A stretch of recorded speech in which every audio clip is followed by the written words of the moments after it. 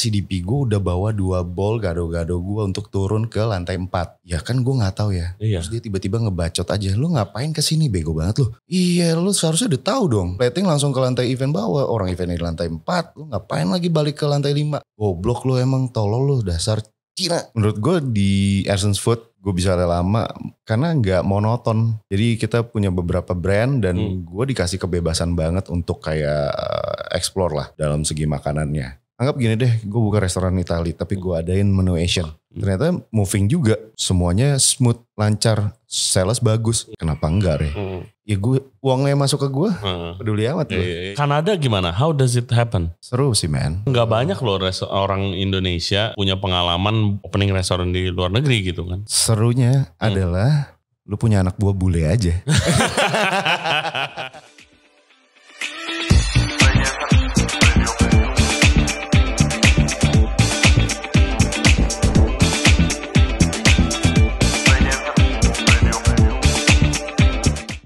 Everybody, welcome back to the show. Thank you very much for tuning into Ray Jensen Radio Podcast.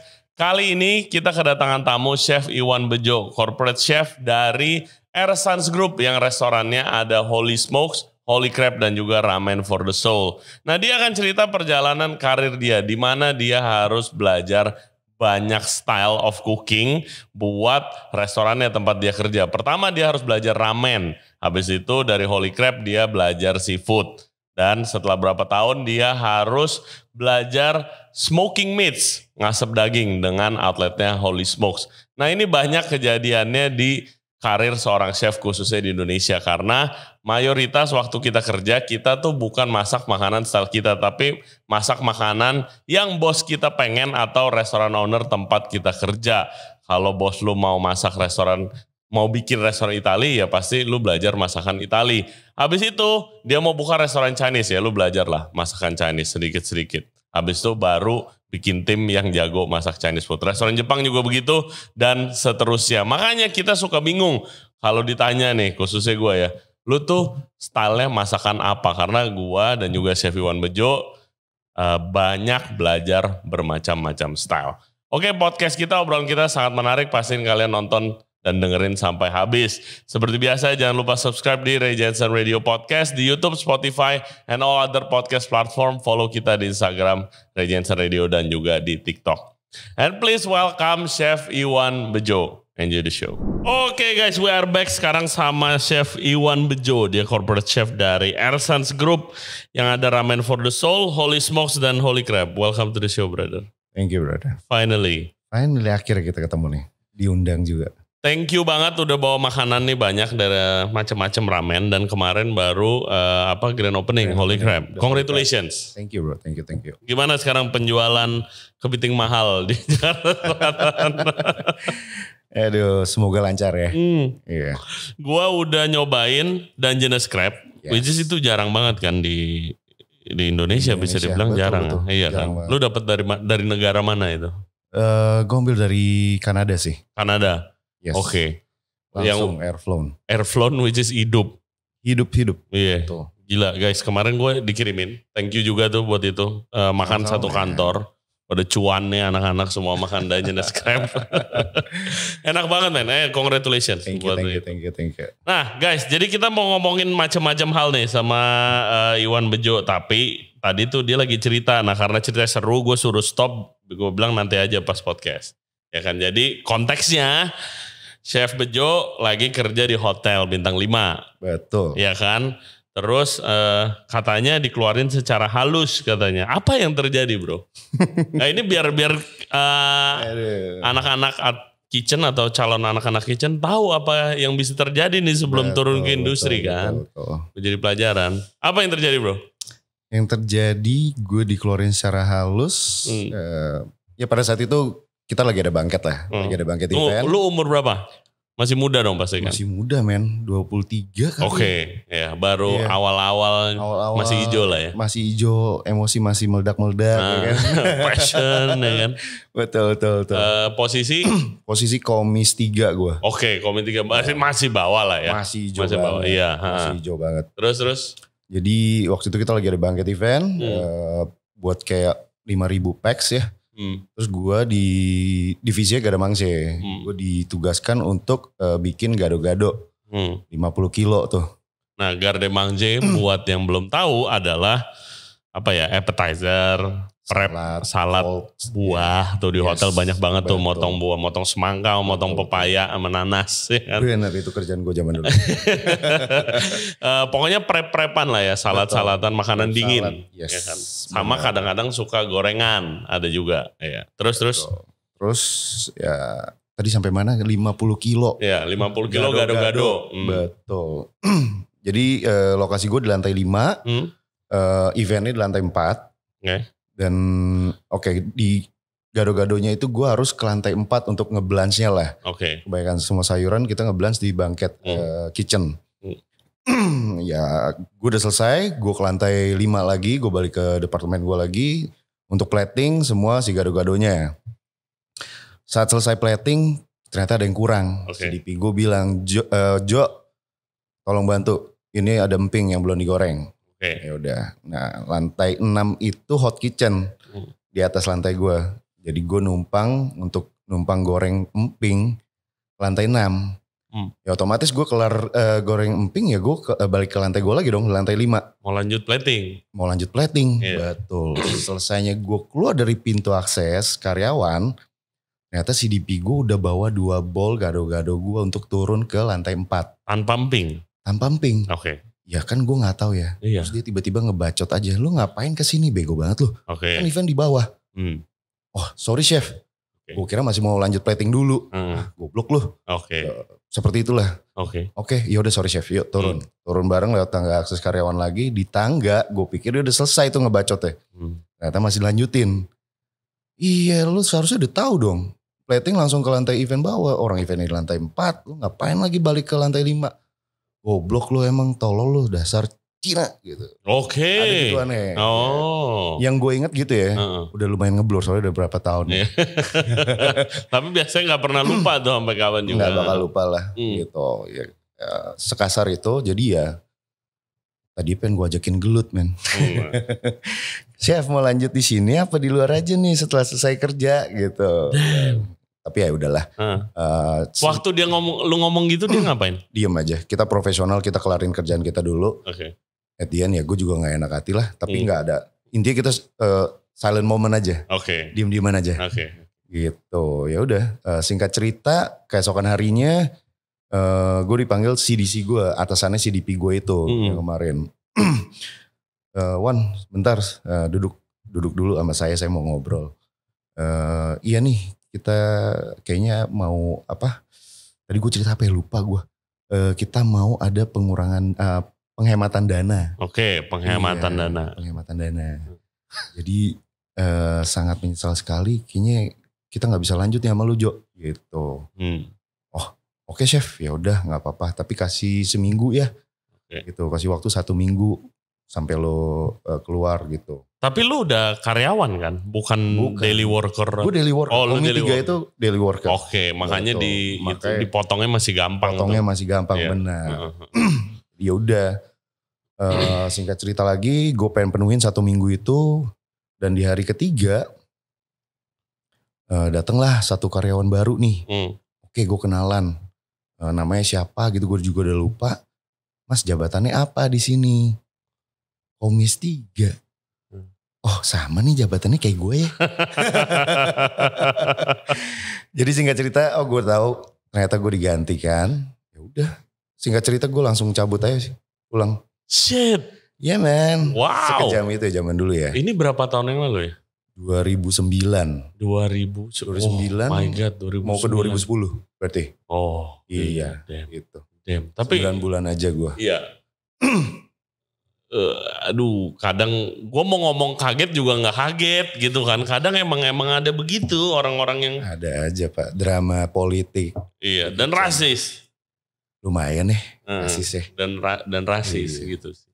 Apa yang lu pelajarin dari kejadian itu? Sampai misalnya looking back gitu. Pelajarannya kayaknya lu mesti lebih tahan emosi deh. Meskipun lu dikatain, lu dirasisin ya udahlah. Karena di dunia F&B lu kayak harus hormatin senior lu aja. Gitu. Biarpun dia salah sih. Biarpun dia salah, bener. Iya. The chef always right. Oh, fuck that terms bro. The chef always right. Pernah lihat orang berantem gak tapi di zaman lo? Gak pernah ya. Kalau gue enggak sih, gue gak pernah. Gue juga gak pernah. Kalau chefnya nonjok pernah. Yes. Gue yang ditonjok juga pernah, tapi gak pernah berantem gitu loh. Iya. Enggak, gue juga gak pernah mengalami sih. Ya, itu guys yang kejadian. Tapi sekarang sih mestinya udah gak ada yang begitu-begituan ya. Sekarang sih kayak udah hampir tidak ada ya. Iya, which is good. Which is good. Betul. Nah, apakah sejak itu lu masih kerja di hotel? Enggak. Jadi setelah kejadian itu gue udah langsung ke restoran aja. Hey guys, kalau kalian suka konten seperti ini, jangan lupa like the video dan juga subscribe ke channel kita, Ray Jensen Radio Podcast. Back to the show. Lu kan udah lama banget di grup ini. Berarti Erson's Food? Iya. Yes. Berarti udah, kan 12 tahun tadi lu ceritakan. Yes, 12 tahun. Iya. Gue join di 2012. Which is craziness. 12 tahun. 12 tahun tuh biasanya chef kan, pindah setahun, 2 tahun, pindah. Kenapa lu memilih jalan yang seperti ini? Pasti the group, the owners doing something right kan? Yes.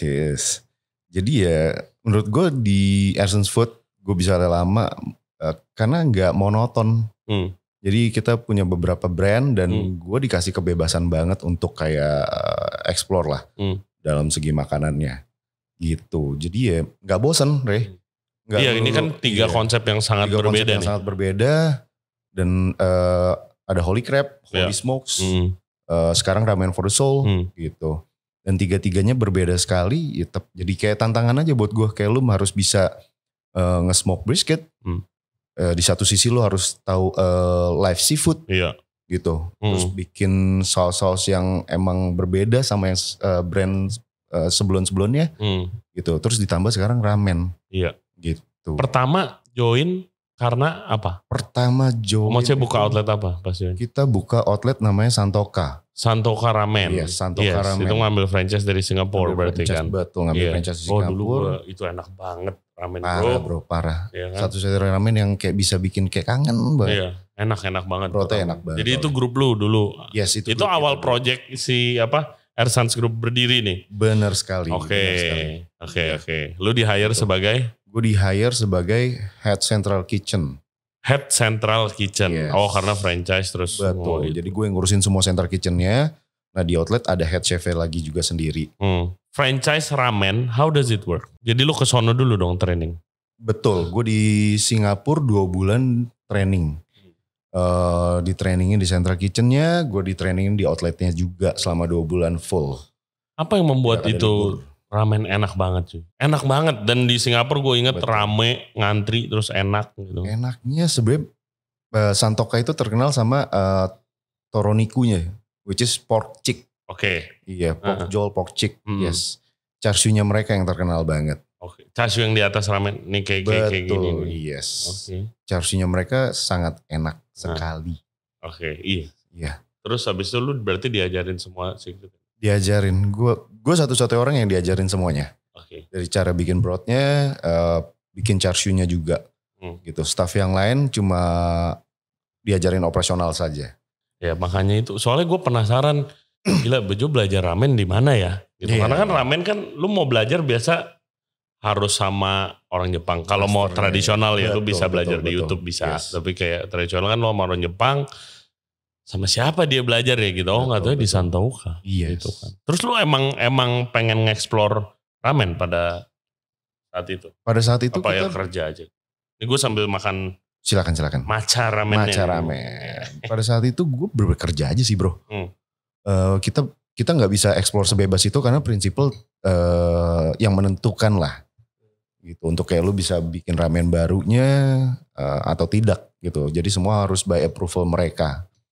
Gitu. Ada kontraknya gak sih kayak lu nggak boleh bikin ramen yang mirip kayak gini ya selama. Ada bro. Oh ada ya. Makanya Ramen for Soul lahirnya 4 tahun kemudian. Oh. Ada banget. Oke. Nah sebagai orang yang udah belajar ramen ke bisa dibilang brand yang sangat keren lah di dunia ramen. Mendunia malahan. What's the secret Pertama, ramen itu yang bikin enak, apakah mie-nya apa kuahnya? Ramen yang bikin enak Maksudnya lebih ada penting 5. mie-nya apa kuahnya? Semuanya sih, Re. Oke, Sebenarnya. ada 5. 5 komponen. Apa? Iya. Satu udah pasti brothnya. Kedua itu bumbu keringnya. Kering buat base-nya itu? Yes. Oke. Ketiga itu tare atau sausnya. Hmm. Keempat noodle. Kelima toppingnya. 5 unsur itu aja, Re. Semuanya. Itu yang bikin ramen enak. Yang dibilang bumbu kering tuh? Sama kayak kita bikin bakmi lah kalau Oke. di sini. Kan mereka pasti ada taruh micin, garam, Iya, lada, micin, lada. apapun itu. Yes. Begitu juga ramen. Ramen juga kita ada bumbu keringnya juga. Oke, Penyebabnya lah. tare. Tare Ya lebih, tare kan yang kayak tare yang bumbu basahnya. campuran, iya. Iya. Kalau minyak-minyakan pisah kan apa gimana? Minyak-minyakan juga ada. Kalau Sorry, bakmi kan ada 3 nih bumbunya. Kalau Melayu, gue ya, yes. at least kayak ya bumbu kering tuh entah micin, entah Iya. lada, garam, whatever. Yes. Campuran soy sauce-nya Iya, betul. sama minyak biasa kalau mie. Betul. Kalau ramen juga ada ya? Ramen juga ada. Seharusnya tadi di antara 5 itu ada minyak. Oke. Gue yang skip. Oke. Terus sama topping. Topping, iya. Nah ini bikin ramen kuah maca idenya dari mana? Kalau boleh jujur idenya Emang ada lagi gak sih? Ada gak yang bikin ramen maca? ada, bro. Ada. Namanya Menya Sono. Di? Dia buka di New York waktu itu. Oke. Iya. Dia Terus? bikin matcha ramen tapi pakai coklat. Kalau gua nggak salah ya, please koreksi. Gitu. Jadi inspire-nya dari dia. Oke. Wow, kayaknya matcha ramen seru juga ya. Boleh deh, bikin deh. Tapi versi gua. Gitu. Which is ini tuh kayak itu ya apa? Tori Python biasanya. Biasanya tori paitan. Kuah ayam yang kental. Betul. Yang kental. Terus ya udah gua infuse pakai matcha aja. Sesimpel itu. Gue pikir gimmick marketing dong itu awalnya. Awalnya juga banyak perseteruan juga kayak jangan dikeluarin deh. Jadi itu kalau owner-owner lu tipe yang gak suka gimmick. Gak suka, aduh ini gimmick banget gitu. Suka aja, Re. Suka selama masuk ke konsepnya. Oke. Gitu. Terus waktu lu present ini gimana? Buat orang Indonesia pasti aneh banget. Aneh banget, matcha. Tapi gue pikir ya semua orang Indo cukup familiar ya sama rasa matcha. Di dessert dan minuman. Betul. Which is sebenarnya enggak juga sih. Karena kan kalau matcha asli itu pahit bener pahit bro. banget. Pahit terus sepet. Betul. Soalnya gue pernah sosokan di seremoni gitu di Jepang kan. Gue anjing pahit banget. Makanya orang makannya bareng kue kan. Betul. Iya. Untuk balance rasa. Iya. Terus bos lu waktu lu present nih? Bos gue kayak enak sih. Tapi jangan deh gitu. Coba aja. Tetap gue paksa lah. At the end ya semua by approval bos gue juga. Dan dia melihat boleh juga nih matcha ramen diangkat. Oke, masukin menu deh. Is it popular? Bisa dibilang Ramen for Soul dikenal sama matcha ramennya. Oke. Iya. Ya gue sih sering lihat di sosmed orang dan teman-teman gue sih. Rata-rata mereka mengangkat si matcha ramen di Ramen for the Soul. Kalau sefanatik itu gak sih orang sama ramen kayak orang sama bakmi? Kalau lu lihat ya. Lumayan ya, kayak soalnya ramen mulai dianggap sebagai kayak makanan sehari-hari. Iya benar juga sih ya. Bener di juga. Indonesia lah. Gitu. Dulu awal lu makan ramen di mana? Awal gue makan ramen Santoka, bro. Oh, standarnya tinggi juga ya? Lumayan. Oh, iya. Karena gue dulu jujur setelah gue selesai dari hotel ya gue gak gitu explore ramen. Dan gak ada. Dan betul, masih sedikit sekali ramen di Indonesia. Cuma ada Sanpachi sama Ikosha. Iya, gue nyobain sebelum Ikosha jadi Ikosha. Namanya ramen bahagia di Pluit. Itu pertama kali gue makan ramen. Betul sekali. Rasanya. Dan itu gue juga belum coba sampai sekarang. Udah gak ada tuh tempatnya. Oke ya. Gue ngantri 3 jam. Gara-gara teman-teman gue pengen banget. Iya. Kayak mie Jepang gitu. Oh ya udah coba. Wah anjing enak gitu kan. Terus habis itu baru ke Jepang hunting ramen. Yes. Nah, kalau gue sukanya gara-gara nyobain itu ya gue sukanya tonkotsu. Which is babi dan kental. Betul. Makin kental makin enak. Kalau di Jepang mayoritas justru soyu base kan. Betul sekali sih. Tapi kalau gue juga sama kayak lu ya. Gue demennya yang broth tonkotsu dari pork basicnya gitu. Terus kalau yang itu yang ayam dari Paitan. Yes. Tori Paitan. Ya, Tori Paitan. Kalau yang gue penasaran, ramen soyu laku gak sih kalau di menu? Selaku Lumayan. itu gak sih ramen soyu? Lu bilang selaku itu enggak juga ya. Tapi ada fansnya sendiri. Oke. Gitu. Ada yang suka. Ibu-ibu. Kebanyakan sih orang Jepang. Oh. Betul. Oke. Berarti gak sedikit orang Jepang yang makan di Ramen for the Soul. Bisa dibilang seperti itu. Oke. Itu jadi kebanggaan tersendiri. Bener. Orang Jepang datang ke tempat ramen lo, makan dan dia puas, itu kebanggaan banget sih. Oke, Ya, nice. berarti kayak dianggap, lo boleh lo. gitu. Iya men. Oke, awal kan lu masuk Santoka. Iya. Habis itu mana dulu nih? Soalnya ini tiga-tiganya bertahan lama soalnya grupnya. Betul, habis Santoka kita buka The Holy Crab. Habis The Holy Crab baru Holy Smokes. Nah, gitu. oke, ngomongin Holy Crab, di mana dulu ada tren, nggak tahu guys kalian masih ingat ya? Kalau yang sumuran kita sih mestinya masih ingat ya, ada tren di mana wah Jakarta gila kepiting Southern Louisiana style, yang satu makan makan di meja semuanya. ditumplekin, boil bilangnya gitu kan, boil. Itu gimana ceritanya? Konsep itu bisa dibawa ke Indonesia? Konsep itu dibawa ke Indonesia. Ya gara-gara bos gue lagi ya sekali lagi. Dia lumayan kayak idenya banyak banget. Dan gue yang ditugasin untuk kayak eksplor makanannya. Eksekusinya deh. Gitu. Jadi 2014 atau 14 dia kayak bawa satu bumbu dari LA gitu. Dia bawa, Jo cobain nih bumbu. Bikinin dong. Gue pengen bikin kayak gini bumbunya. Dan kita bikin berdua bareng gitu. Dia bawa bumbu apa? Boiling crab bro. Oke, bumbu buat boil crab itu. Yes. Yang instan? Enggak instan, udah jadi. Oke. Gitu. Singkat ceritanya seperti itu, dia bawain bumbunya boiling crab. Cobain Jo, kita bikin yuk. Ya udah, gue pengen bikin makan seafood on the table. Oke. Gitu. Yang cuma dikasih kertas, terus makan di atas meja. Wah, ide bagus tuh. Gue bilang, boleh sikat. Ya udah kita langsung bikin semua bumbunya. Kita ada black, sampai lupa gue namanya, Cajun, original Cajun sauce. Terus black pepper, black garlic, Black garlic. Iya. Pada zaman itu. Itu. Lupa lagi nyet gue, asli. Terus kayak obviously itu booming kan, booming gila. Banget. Booming abis. Sampai lu buka outlet di Kanada katanya. Betul. 2016 ke 2017 kita buka outlet di Kanada. Gimana ceritanya itu? Kan lu sukses di Jakarta pasti kan? Yes. Sukses banget, gue ingat ngantri. Sukses kita sampai buka 5 outlet. Gitu. Ada di Bali, ada di Flavor Bliss, Alam Sutra. Gila, itu lu import kepiting berapa? Banyak banget. Gila. Banyak banget. Dan lu in charge of the whole itu? Yes. Whole operation? Semuanya. Crazy man. Karena lu butuh konsistensi. Iya dan itu very tricky loh. Apalagi lu taunya ramen terus lu switch ke seafood yang sulit bro. Lu keep them fresh tuh gila banget men.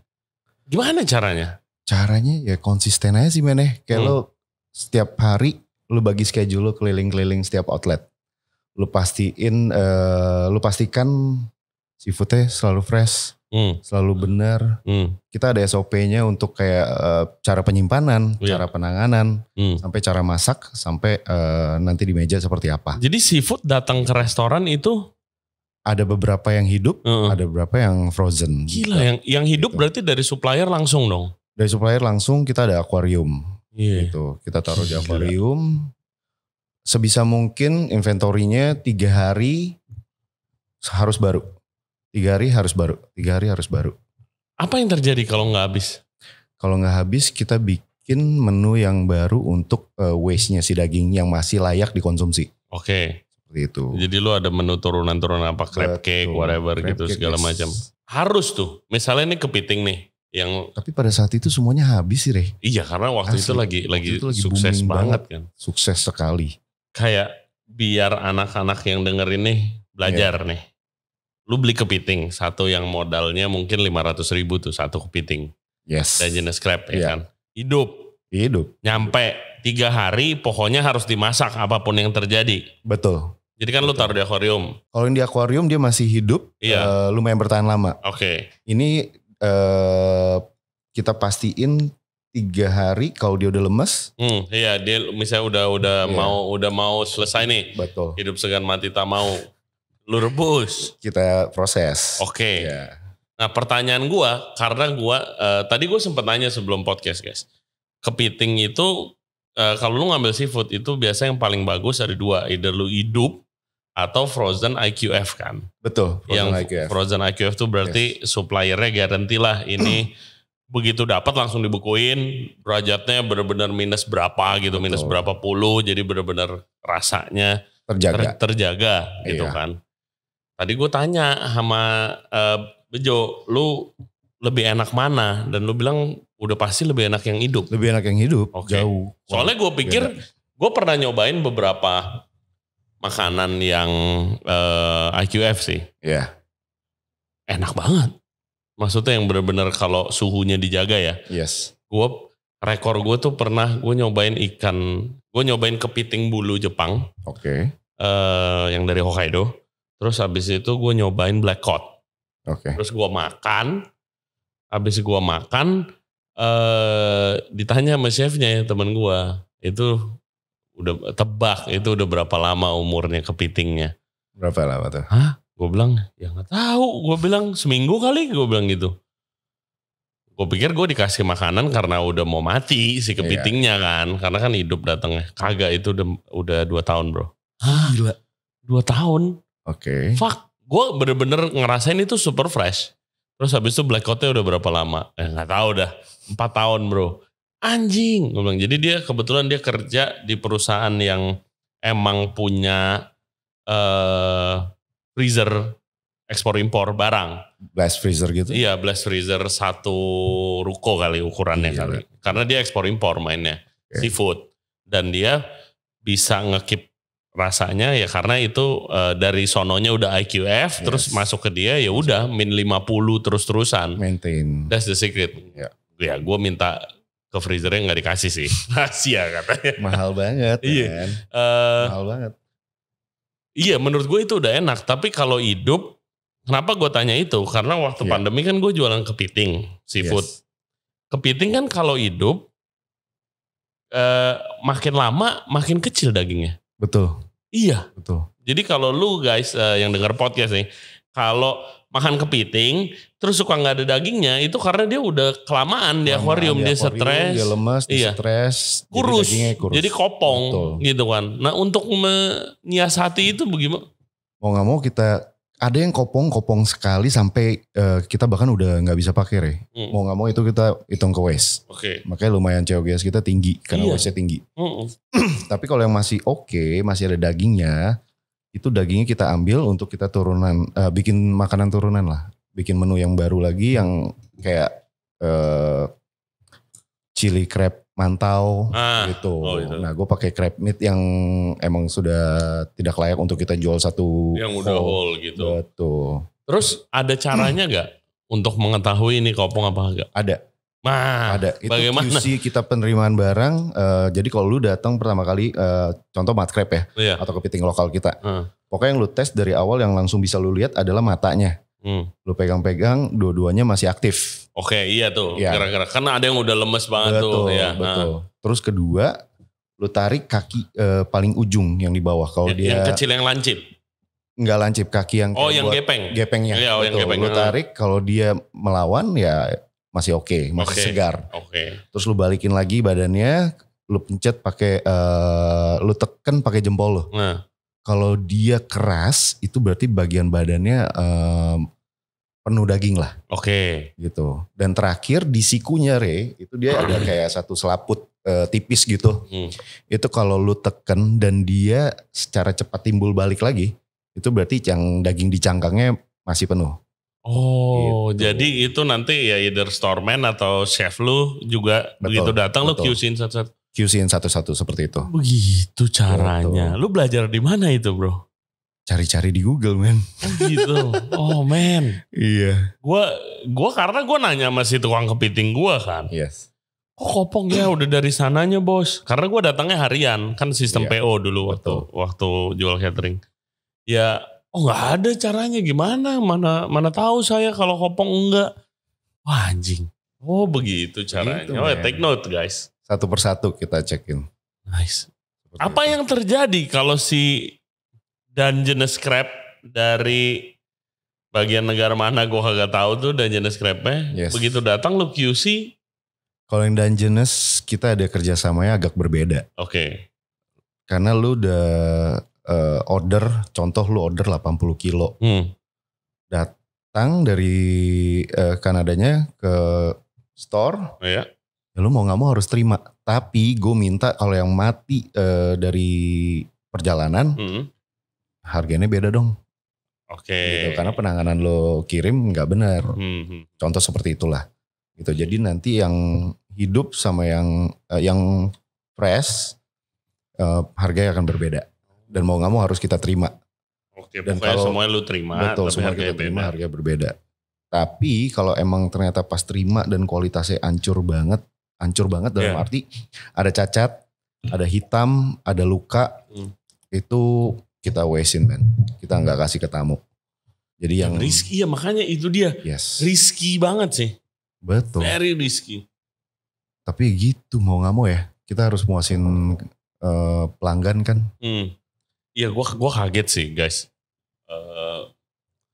Ya lihat harganya sih kaget, dan dulu gue nggak kepikiran loh satunya sejutaan pada waktu dulu ya. Waktu dulu 1 juta. Gue cuma pernah makan sekali karena pasti kan makan rame. Iya. Ya udah transferan aja, gue nggak lihat menu gitu kan. Tapi gila men. Kita jualan kayak kacang men. Kita juga nggak nyangka seramai itu. Seramai itu sampai booming, dan ternyata karena marketing free men. Dari apa? Tongsis bro. Iya. Dari Tongsis. Iya, oh iya benar. Zamannya itu ya. Zaman itu semua orang pada selfie pakai Tongsis, rame. Woi di mana lo? Di The Holy Crab. Gila. Warman. Yes. Gila rame banget men. Dan itu pengalaman gue satu-satunya di kitchen, gue berdiri paling lama. Dari gue nge-prep sampai operasional sampai closing. Berdiri di kitchen, gak gerak deh. Gila. 12 jam, 13 jam gue berdiri. Dan cuma apa jualannya? Seafood man. Iya. King crab, Dungeness crab, lobster. Gila ya. Iya, when the concept works tuh udah lah. Kayak kelar. Lu cuma perlu konsepnya kena. Betul. Langsung nge-boom. Wow. Terus Kanada gimana? How does it happen? Kanada. I mean gak banyak loh orang Indonesia. Maksudnya gua ketemu dengan chef dari Indonesia yang punya pengalaman opening restoran di luar negeri gitu kan. Gimana tuh? Seru sih men. Serunya dalam arti. Kencengan dikit. Serunya adalah lu punya anak buah bule aja. Iya gak? Kapan lagi nih? Wah iya udah lama banget gua udah lama banget gak punya anak buah gitu. Bukan orang Indonesia. Iya betul. Terus sama kayak lu kaget dong kayak misalnya gue bos lu gitu. Iya. Yo, yes. Kita mau buka restoran di Kanada ya gitu. Yes. Pasti lu kaget dong ya. Hah? Serius nih? Awalnya begitu men, kaget. Tapi ayolah sikat deh bro. Gue pokoknya ngikutin deh. Gitu. Gimana pengalamannya? Apa lu di sana dari awal banget waktu konstruksi? Dari awal dari konstruksi sampai cari supplier. Awalnya nggak di bangunan men, gue sampai numpang di public market gitu buat kerja gitu. Di public market buat? Jadi ini ya kan restonya masih construction, masih pengerjaan. Gue nggak bisa kerja di dalam men, semua. Ya udah kita. Beda sama di kita ya, biasanya suka nyambil ditutup-tutupin. Di sana nggak bisa ya? Sana nggak bisa men. Oke. Strict banget. Dan mesti izin sama city councilnya juga. Pasti, gitu. Pasti. Betul. Tapi kebetulan emang karena di sana ada saudara bos gue yang PR juga, ya udah kita aksesnya lebih mudah. Gitu. Dan jadi lu masak di public market? Bukan masak, lebih kayak buat ngantor paperworknya aja. Meeting, ketemu supplier, ketemu siapa, ketemu chef, interview. Seperti itu, kita pinjem public market aja udah. My God. Gila, gimana lagi? Seribet itu gak? Nggak ribet Reh. Di sana sangat tidak ribet sama sekali. Oke. selama lu dapat izin dari asal izin udah keluar itu ya. Semua lancar men. Bahkan gue nggak ada storage besar di sana. Gue cuma ada 3 upright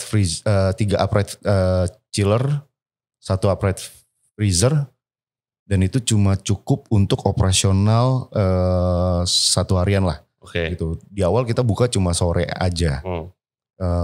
Dan enak, bedanya dari lu buka bisnis restoran di Indonesia adalah suppliernya.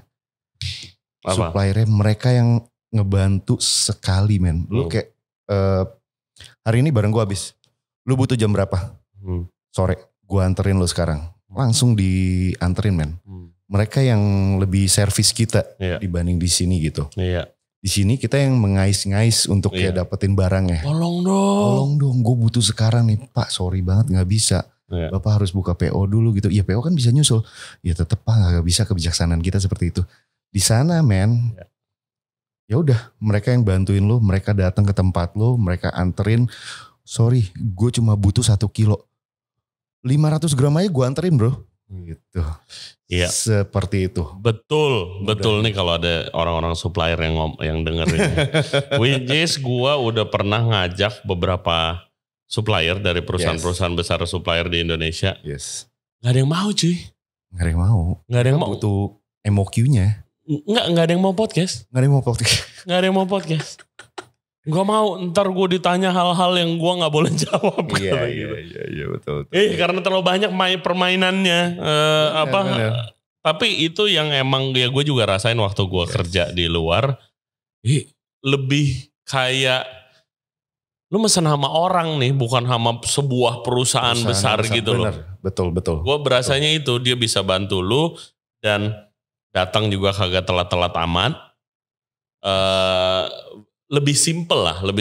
Dia kirim. Lebih memudahkan kita kerja. Iya. Terus dia sering, kalau dulu gue kerja, pengalaman gue kan di restoran-restoran yang lebih fine dining gitu.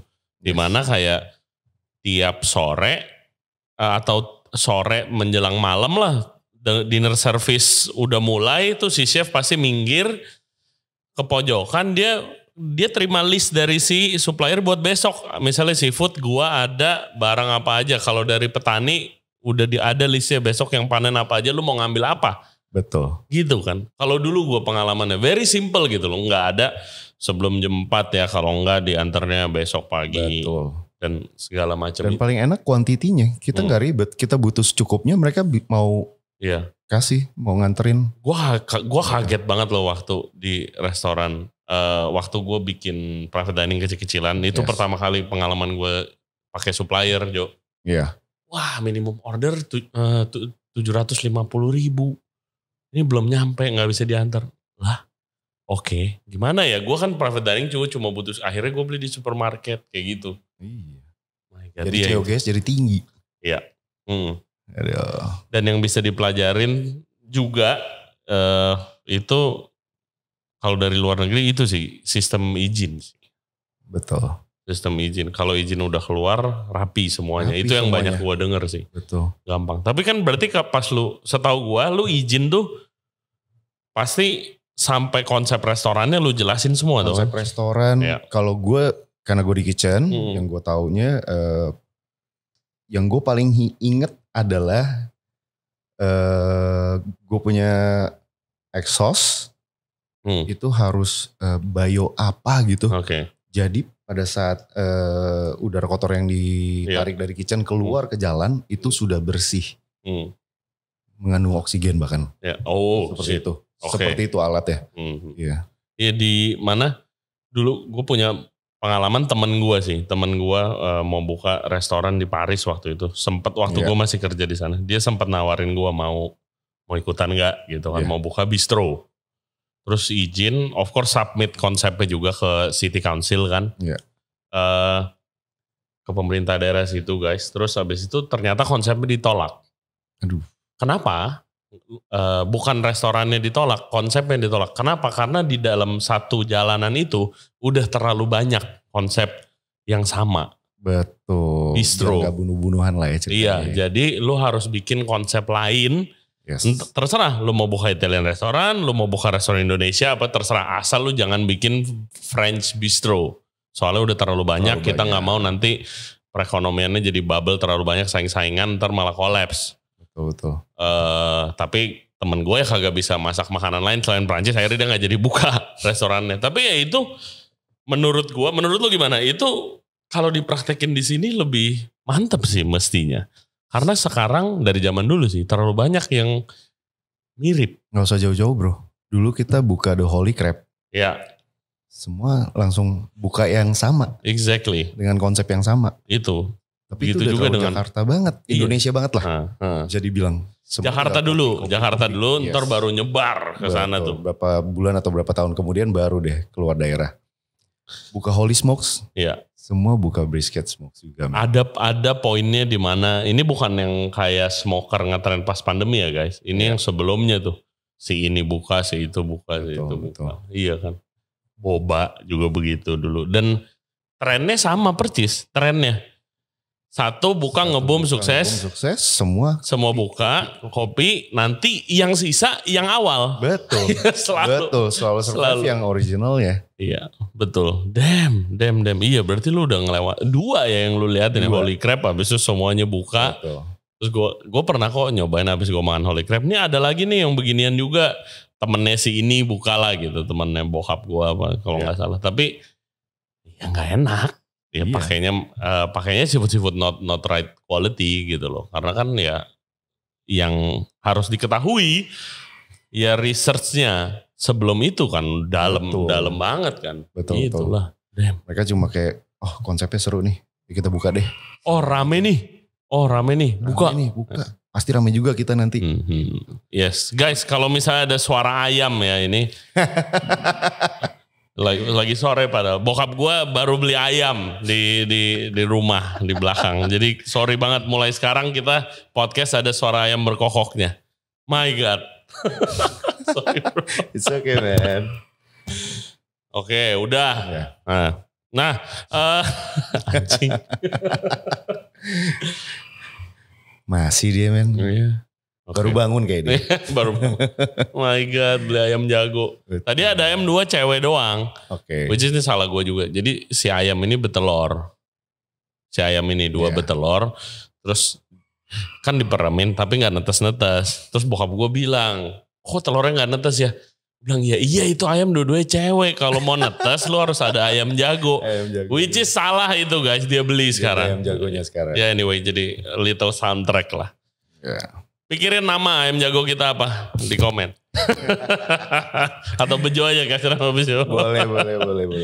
Berarti lu seorang chef yang punya skill banyak. Lu explore udah dari ramen, which is jadi ramen for the soul sekarang. Holy Crab, which is itu seafood. Ya. Nah terus ke Holy Smoke. Holy Smoke, betul. Ya kan? Gimana sih lu proses belajar lu? Karena itu tiga keahlian yang berbeda banget. Betul, gitu kan. betul. Gimana cara proses belajar lu, ngulik lu waktu bos lu bilang kayak oke, next udah nih kepiting ya. Betul. Kita mau buka smokery gitu. Oke. Biasanya gue akan searching kayak restoran-restoran mana yang di luar yang layak buat gue kayak oh ini jadi pedoman gue nih. Gitu. Gue selalu akan ambil satu restoran. Gue akan selalu pick satu restoran dan gue liatin menunya sampai gue searching lagi via Google. Gue lihat story-nya balik back to the old story-nya awalnya brisket seperti apa untuk brisket untuk Holy Smokes.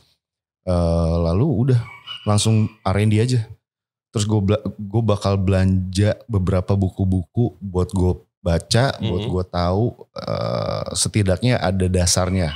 Waktu gitu. case-nya Holy Smokes gimana? Waktu case-nya Holy Smokes, gue beli buku Franklin Barbecue waktu itu. Franklin. Yes, Franklin.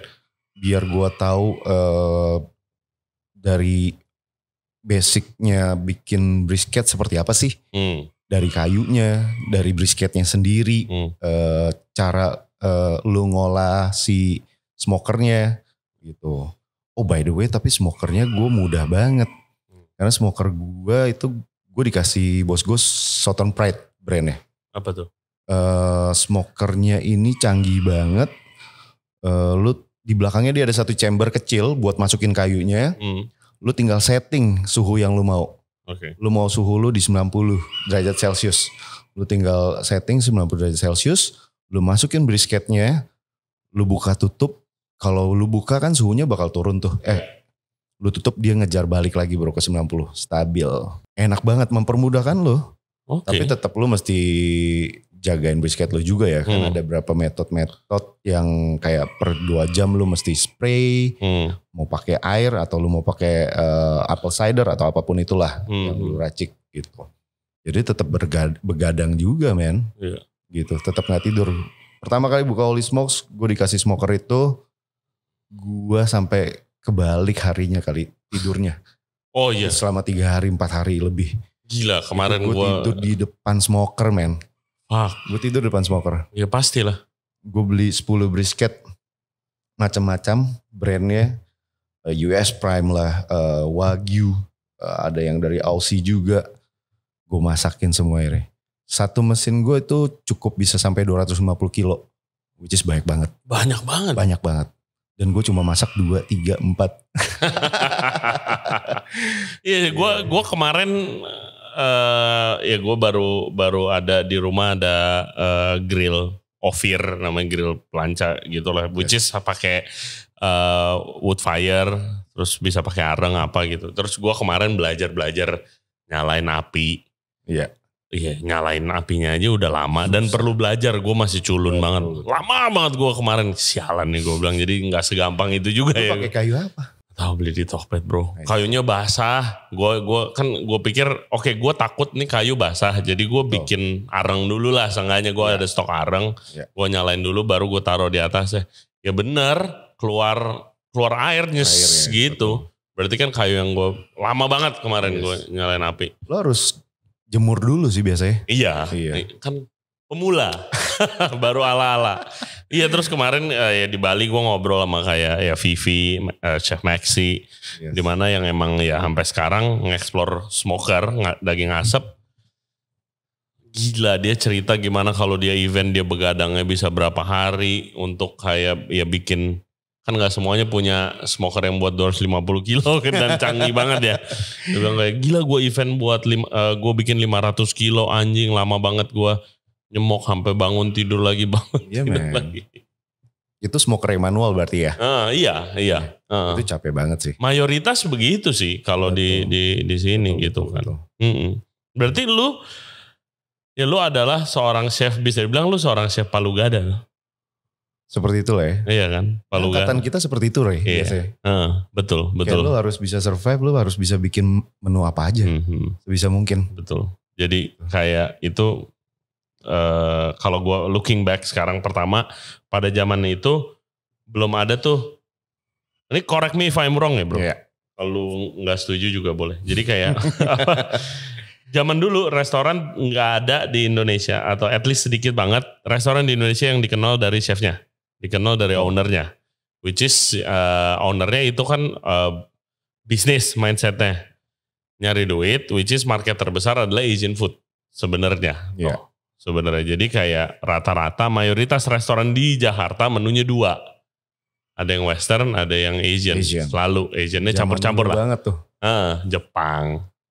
Oke, gue mau ada pasta. Ya. Gue mau ada ini, nasi goreng, sop buntut. Semua order sop buntut. Paling aman udah. Yang Indonesia kalau nggak nasi goreng, yang Western ordernya aglio olio. Ya udah itu. Aglio olio, steak. Iya, jadi pada zaman dia, makanya chef itu pada zaman kita banyak kan ya palu gada, lu harus. Betul. Lu harus bisa semuanya. Harus bisa semuanya. Kalau lu bisa makanan Western doang, waktu gua belajar bener-bener belajar makanan Asian ya itu waktu, maksudnya ngedalamin itu waktu gue jadi corporate bro. Iya. Karena kayak gue lihat yang laku tuh kok Asian semua nih, sop buntut nasi goreng, ada yang nasi campur lah apa segala macam.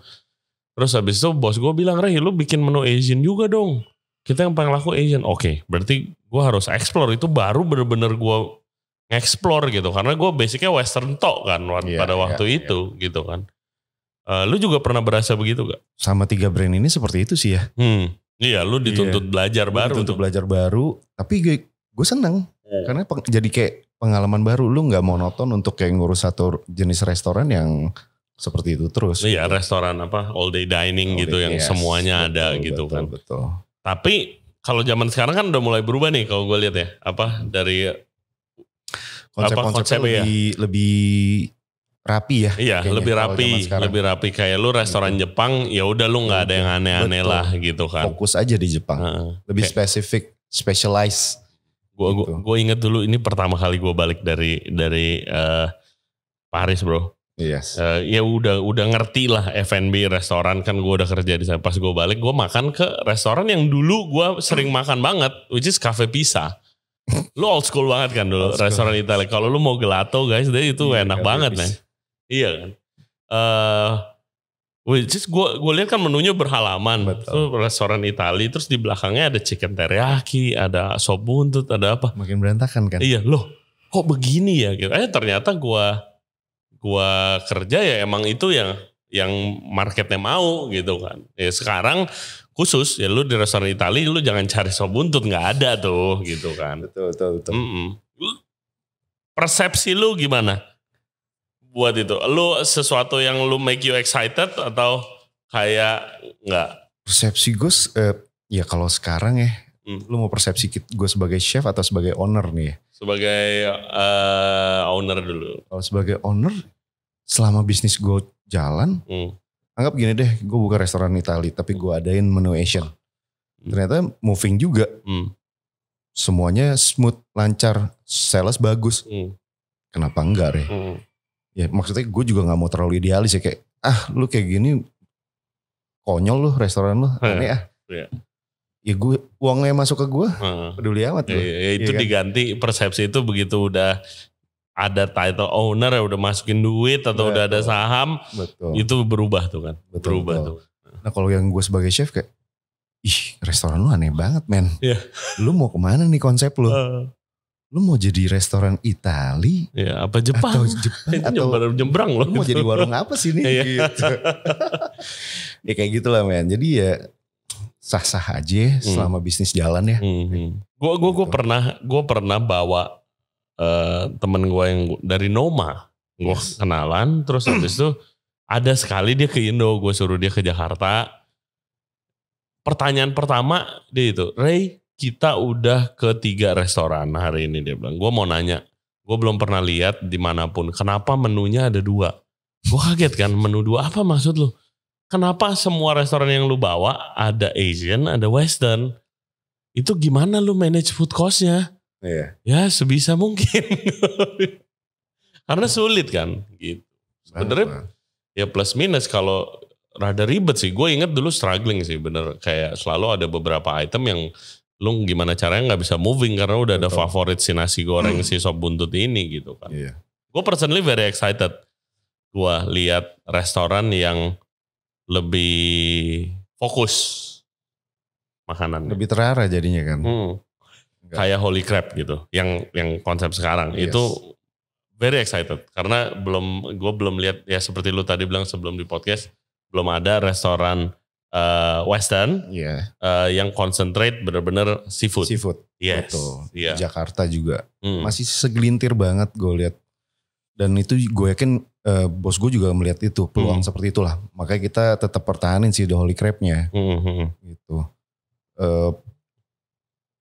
Di paling bisa dibilang hotel kali Re. Yang jual king crab. Yang ya masuk ke buffet biasanya kan. Iya. Nah restoran ya segelintir banget. Kecuali yang fokus omakase yang seorang 5 jutaan ada tuh king crab. Ada. Tapi ini yang spesifik ya yang restoran, specialized, seafood, Dungeness crab, king crab, lobster yang di serve. Ya lu makan ke situ lu cari king crab Dungenessnya. Seperti itu.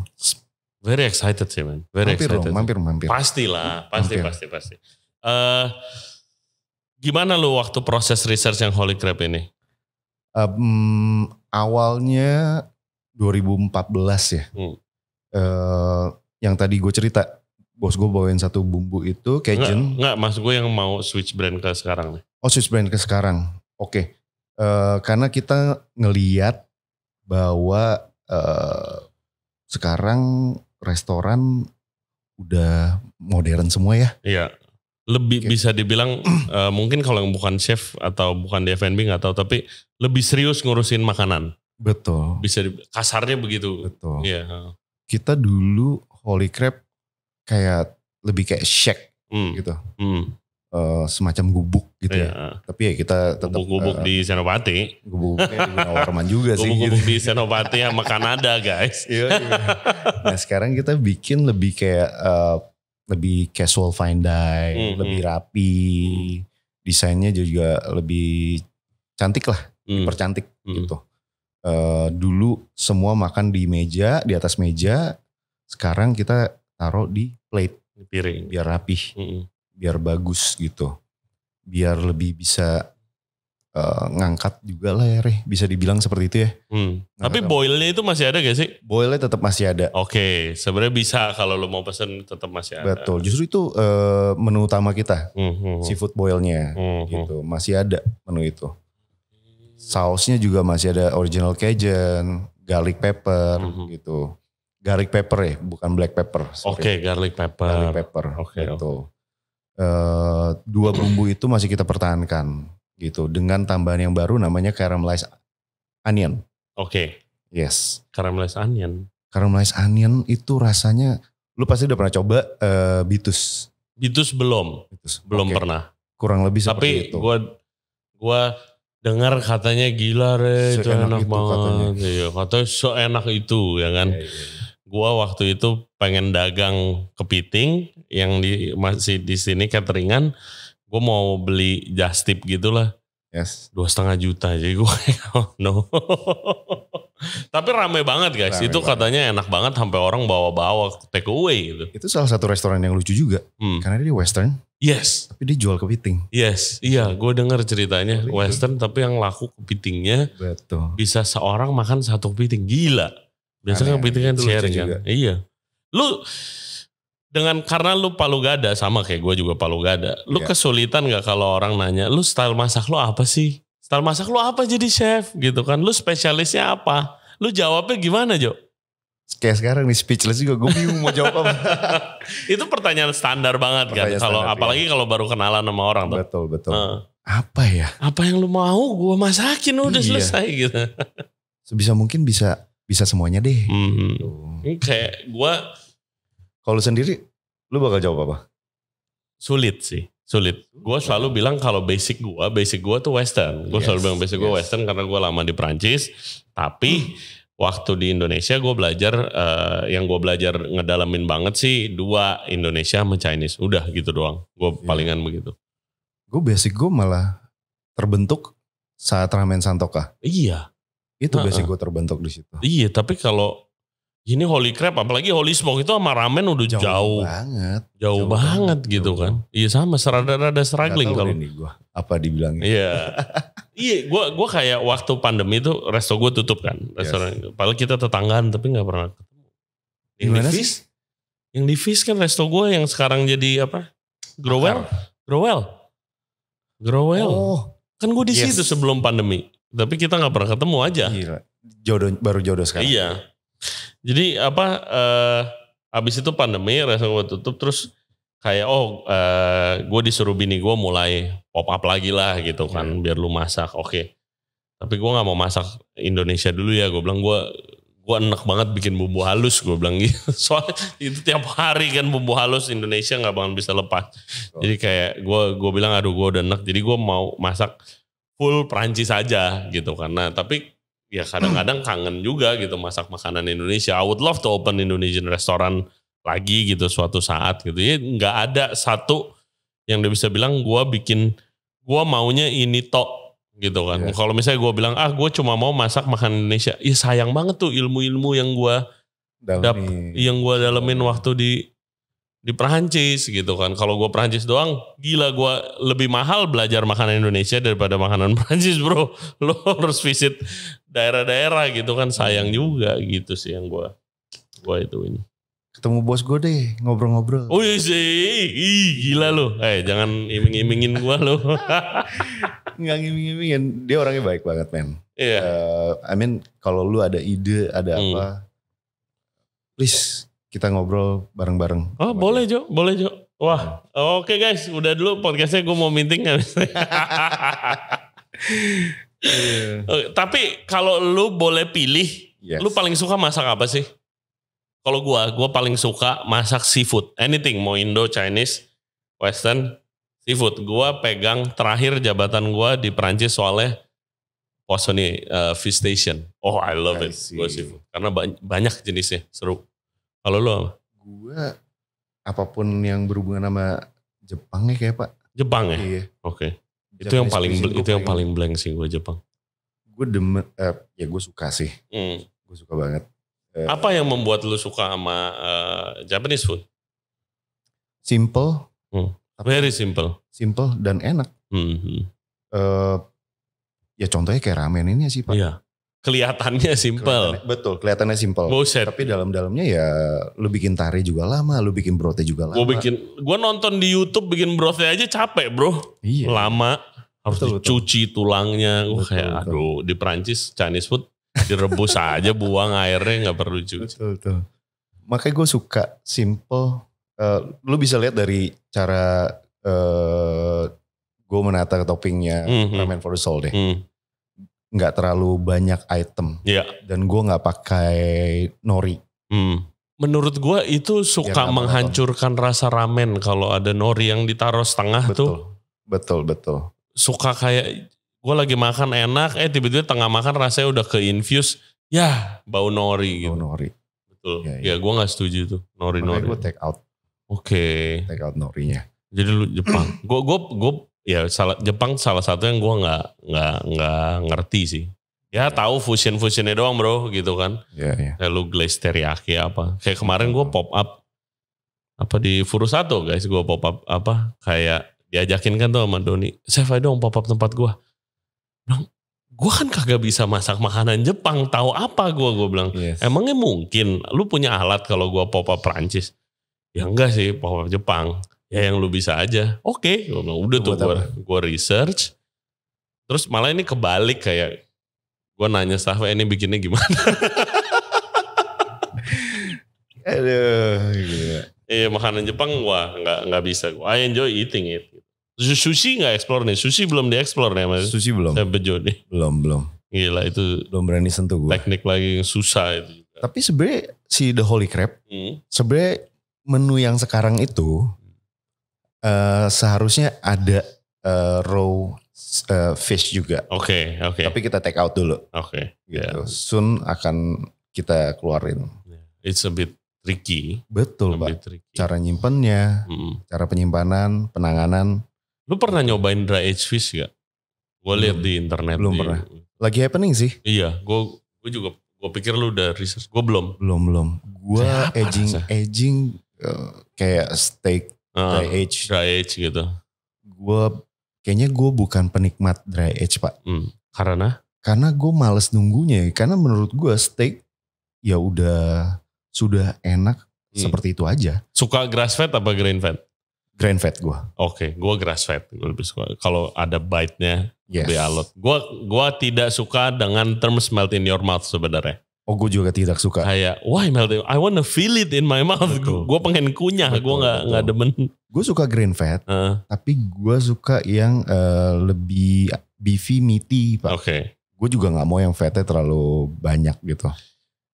Problem dry age gue, ya ini pasti pendengar banyak yang dry age lover dan dry age chef ya. Tapi problem dry age gue, kalau untuk makan, kadang kan kalau yang yakiniku style, itu oke, masih oke gue. Tapi kadang yang di Indonesia dan mungkin ke bawah dari US gitu ya. Kalau di Jepang kan gak ada steak bro. Jepang kan yakiniku tuh. Jadi it's very rich. Wagyu, A5, M9, apa yang dagingnya udah putih gitu kan very rich. Di slice tipis, yakiniku style. Itu gue masih bisa terima. Kalau itu kadang-kadang gue pesen atau dikasih, gue gak pernah pesen yang gituan. Steak, itu gak bisa habis men. Terlalu fatty, enak banget. Iya enak, tapi ya mahal sih dan emang enak. Tapi untuk dijadiin steak yang mestinya biasanya dijadiin slice tipis, nah itu gue rada struggling tuh makan itu. Kayak makte, blenek banget rasanya gitu. Betul, makanya gue juga kalau steak gue cari US Prime. Iya, US Prime atau GOP men. GOP. Great Omaha apa gitu. Oke, dari US juga tuh. Dari US juga. That's a good brand. Oke. Holy Smoke sekarang ada di mana by the way? Holy Smoke cuma ada satu di Jogja Pak. Di Jogja. Yes. Sementara ini. Oke. Gitu. Untuk di Jakarta dan sekitarnya kita tutup dahulu. Oke. Gitu. Well, ya ntar comeback lah. Amin. Lumayan luar biasa. Gua have a lot of respect buat outlet-outlet yang pertama udah bertahan lama banget. Yes. Yang kedua lewatin pandemi itu di tengah-tengah Gunawarman itu. Betul, itu hampir Pak. 100. Hampir semuanya bro. Kalau yang gak kuat tutup, kayak grup gua nggak bertahan. Udah. Iya. Kayak kita nggak lihat titik cerahnya di mana, udah tutup. Buat yang bertahan sih I have lots of respect sih. Thank you Pak. Itu sampai gila Pak. Kita 2 minggu kita sempat tutup. And then sampai gue bikin menu apa tau gak? Udang sambal pete. Oke. Mampus gak? Apapun itu. Yes. Lu pokoknya harus jualan. Lu harus jualin semua bahan baku lo. Biar bisa survive. Biar bisa gajiin karyawan. Yes. Gitu. Gila sih. That time ya. Kalau gue gak salah. Kita gak potong gaji karyawan. Wow. Kita tetap kasih full. Wow. Bos gue emang baik sih emang. Wow. Men itu gue gila sih itu bro. Man. Gila sih. Bukan baik ya, tapi kayak it's hard bro. It's hard kalau nggak ada saving yang kuat, operasional kuat, ownernya juga harus ngerti gitu situasinya. Gue boro-boro gue gaji gak full gue. Udah selesai 3 bulan gue coba buat Gojek. Makan Indonesia kan ada menu-menu yang gampang di online food delivery lah gitu kan. Ya tapi karena kita nggak ada dari awal, nggak pernah jualan sistem itu, ya kagak ada yang beli. Iya. Nungguin restoran kosong aja gue. Gila sih. Sedih men. Nah, pengalaman lu udah balik belum sih marketnya seperti sebelum pandemi? Kayak pelanggannya, customernya, income-nya udah balik 100% belum sekarang nih? Berapa? Udah mau 2 tahun. Belum 100% sih. Menurut gue ya. Menurut gue. Karena zaman dulu kita buka The Holy Crab sebelum pandemi. Itu market bener-bener ya mereka spending di luar. Yeah. Gitu. Dalam arti di luar mereka lebih mau spend untuk makan di restoran-restoran. Gitu. Saat ini mulai terbentuk tapi belum 100%. Ya. Masih berapa persen lo bilang? 70 kali ya. 70. Oke. Menurut gue. Yeah. Dari based on sales kalau gue lihat. Dan kita punya database, kita juga kita ngobrol ke tamu lah. Yeah. Kita bertanya-tanya sama mereka kayak ada beberapa yang mereka ya masih mau untuk take away aja, gitu. Ya makan di rumah atau masak sendiri, gitu. Jadi menurut gue ya sudah mau balik tapi belum 100%. Menurut gue sih, men. Iya. Enggak. Gue berasa mirip kayak gitu. Tapi bahkan gue bilang bisa dibilang 60%. Tapi bisnis gue yang bertahan setelah pandemi adalah bar kan. Jadi gue kayak kalau restoran gue belum ada ngerasainnya nih gitu. Iya. Si bar itu Bura-Bura ya? Enggak, Bura-Bura kan at the end of akhir pandemi gue baru buka.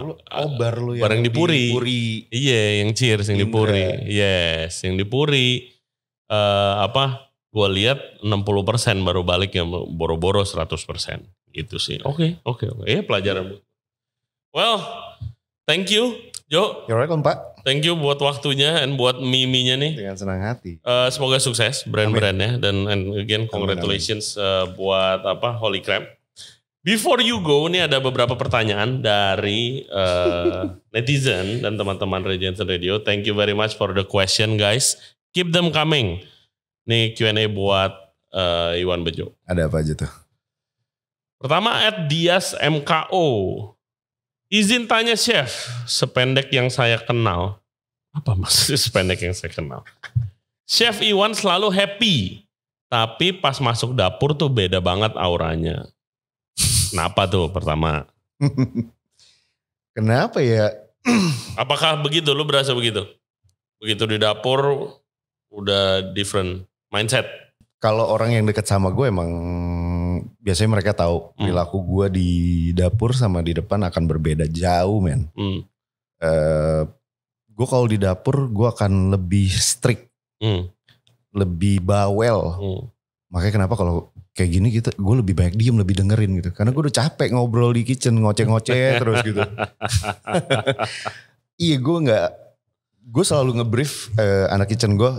Pokoknya kalau gue keluarin kata-kata kasar, gue ngomong kasar sama lo, gue teriak ke lo, jangan ambil hati ya. Karena habis di luar gue gak bakal inget lagi itu.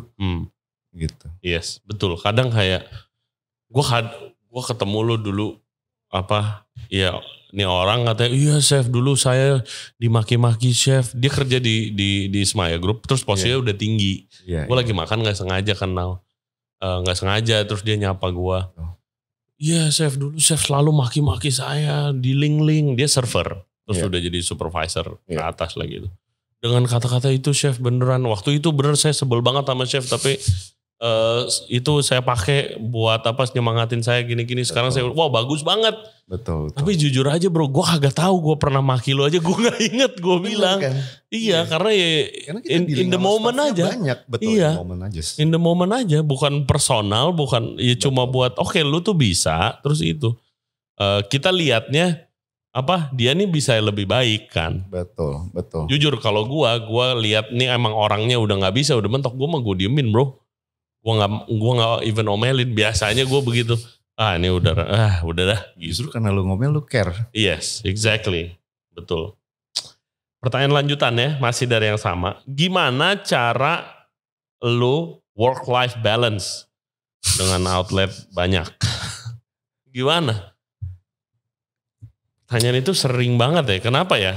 Pada pengen work-life balance banget nih ya. Mana ada balance? Balance sih bro, stres aja. Enggak lah. Work life balance ya. Minum tequila kali bro. Good idea. Minum tequila setiap hari tuh, biar balance. Oke, ya itu sama Kiki Mokabule dan Upai. Ya work life balance. I mean ya kalau gue percaya work life balance itu a bit konsep yang gak realistis sebenarnya, apalagi di zaman sekarang. Tinggal lu prioritas mau apa lagi. Lu tahun ini mau work atau mau life atau mau apa, lu prioritasin aja. Iya, tapi kadang-kadang sacrifice, ya kan? Iya, kalau lu gue mau konsen buat di The Holy Crab di rumah, papi jarang ketemu Dylan nih anak gue. Iya mau ya. It's sad, tapi mau gimana, ini kan lagi opening. Nanti kalau udah lebih lancar, baru lebih outletnya udah lebih banyak, baru lebih sibuk lagi. Amin. Pertanyaan kedua dari Eric Copernando 8337. One of the great chef that I know. Thank you. Hello from Lampung katanya. Oh. Oke, halo Lampung. Titip salam. Salam balik. As long as I know, Ko Bejo juga pegang Holy Smoke. Gimana cara maintain banyak tempat dengan QC-nya, jalaninnya itu gimana? Gimana cara kita bagi waktu ke beberapa store yang harus kita maintain? Thank you. Iya, seberapa sering sih emangnya lu ngiter terus? Di 2014-15 kita ada 9 outlet. Iya. Jadi satu hari gue bisa kunjungin sekitar 2-3 outlet. Oke. Nah, dalam terus pas lu masuk, lu masuk ke outlet, apa aja yang gue lakuin? Iya. Gue langsung ke kitchen, terus gue biasanya gue langsung ke kitchen, gue langsung kontrol inventory-nya dulu. Oke. Dari inventory gue langsung ke QC makanan. Jadi contoh kalau kayak ramen, gue datang ke ramen, yang hal pertama gue lakukan adalah gue lupa tuh namanya. Ada satu teropong gitu, lu buat ngontrol. Teropong? Lupa gue namanya Re. What do you mean teropong? Lupa gue. Alat buat? Lu buat ngecekin dia punya kadar gula di broadnya. Oke. Yes. Itu soal konsistensi rasa berarti ya? Betul. Kandungan gula. Kandungan gula. Oke. Jadi kita ada standar. Oke. Anggap standar kita di angka 5. Iya, misalnya ya kalau bukan 5 lo harus benerin. Betul, kita buang. Oh, oke. Bikin baru. Oh my god, iya. Yes. Terus gue akan suruh mereka bikin menu full course. Dalam arti ya gue minta juicy chicken dong. Mereka akan buatin juicy chicken, gue liatin cara kerja mereka seperti apa. Sudah sesuai standar gue atau belum. Kalau sudah sesuai, gue akan test food. Oke. Udah gitu aja. Ya terus kalau ada problem baru meeting apa Betul, gitu. kalau ada problem tepat. Seperti itu aja udah. Damn. Iya. Kalau atlet lu 9 kan gak mungkin dikejar dalam satu hari semua. Berarti itu misalnya bagi schedule. Lu ke 4-5 outlet. Gue ke outlet A, B, hari Selasa gue ke outlet C, D. Oke. Seperti itu aja udah setiap harinya. Dan QC-nya base seperti itu, test food. Yang tadi gue bilang. Ya test food sih emang. Yang gue lakuin juga, ini kalau di bar sih, di bar. Gue ngelakuin sama di restoran juga ini. Kayak begini gitu. 2 orang yang berbeda suruh bikin menu yang sama. Betul. Itu juga good tip guys kalau misalnya mau jaga konsistensi. Karena kadang beda tangan, beda satu. Sejumput garam, satunya segini, satunya segenggam, satunya segimana gitu. Di kitchen gue akan sedikit ribet kalau lu lihat. Di kitchen gue selalu gue pakai sendok ukur. Oke. Karena gue nggak pernah percaya sama tangan anak-anak gue. Iya. Jadi standar gue ya lo pakai satu des pun. Lo nggak boleh pakai tangan lo. Jadi banyak sendok tuh di kitchen gue. Iya. Gitu, itu yang bikin standarnya juga. Terus selalu ada timer, selalu ada timbangan. Lu bilang gue chef yang kurang skill, gue nggak peduli. Yang penting makanan gue dari lu yang bikin A, B, C, D semua harus sama. Itu di kitchen gue sih. Oke. Jadi lu bakal ada lihat timbangan. Oh lu tipe yang itu ya, exact banget exact banget ya. Waduh. Karena nanti gue capek dengerin komplain-komplain tamu atau yang kok keasinan ya, kok kemanisan ya. Itu gue males. Makanya ya gue sekatro itu kalau bisa dibilang ya. Dalam ya bukan katro lah, itu exact gitu. Banget coy. Lu tau lah chef-chef yang skill kan kebanyakan ya udah tangan gue ada timbangan nih. 2 gram pokoknya jumputan gue 2 gram ya. Nah gue kagak mau, gue pengen semuanya ya agak kaku tapi biar standar rasanya terjaga. Oke. Itu. Nice, thank you banget Chef Iwan Bejo. Semoga sukses sekali lagi. Amin Pak. Yes, nanti kita ketemu. Thank you sudah diundang. And kita meeting. Pak Albert meeting Pak. Waduh, salam kenal Pak Albert. Oke, guys, Instagram lu di mana men? Kalau orang mau listener kita mau diskusi sama lu mungkin? @Iwan Bejo. Iwan Bejo. Bejonya BEDJO. Ejaan lama. Oke, Iwan BEDJO. Follow, lu tahu Instagram restoran-restoran lu gak? Apa ya? TheHolyCrab.id, HolySmokes.id, yes, sama Ramen for the Soul. Oke. Ya follow, reserve, khususnya ini yang baru buka sih, baru grand opening kemarin, Holy Crab ya. The Holy Crab. Gue juga mau nyobain. Contact, make reservation di restoran-restorannya. I suggest Holy Crab. Karena baru grand opening, mungkin mau nyobain di sana. Dan juga kontak Instagramnya Iwan Bejo buat diskusi, ngomongin apa resep dan standar QC ini, and work-life balance. Jangan lupa subscribe guys seperti biasa di Ray Jensen Radio di YouTube, Spotify, and all other podcast platform. Follow kita di Instagram dan juga di TikTok. And apa ya? Go to the restaurant, order a lot of food supaya balik lagi ke 100%. Amin. And we'll see you next time. Bye-bye.